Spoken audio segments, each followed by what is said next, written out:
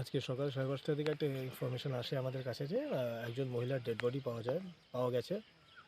Accordingly আমাদের এখানে police অফিসাররা আসেন, মোবাইল ফরেন্সিক টিম আসে, আমাদের ক্যানাইন ইউনিট আসে।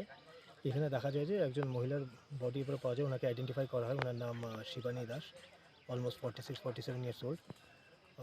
বডিতে ইঞ্জুরি মার্ক আছে। এখন স্পট এক্সামিনেশন চলছে বাই ফরেন্সিক টিম। এটা কি মহিলার বাড়ির পাশে পাওয়া হ্যাঁ, গেছে না একদম বাড়ির পাশে ওনার বাড়ির পেছনে, এটা ক্ষেতের মধ্যে পাওয়া গেছে ওনাকে। ডগ স্কোয়াডের মাধ্যমে কি কোনো কিছু ডগ পেয়েছিল স্কোয়াডের কোনো কিছু মাধ্যমে তো? না, ডগ স্কোয়াডের মাধ্যমে কনক্লুসিভ কিছু পাওয়া যায়নি, কেন কি ওদের ট্র্যাকার ডগ মহিলারই সেন্ট ক্যাচ করেছে, তো তো কনক্লুসিভ স্যার কিছু পাওয়া যায়নি।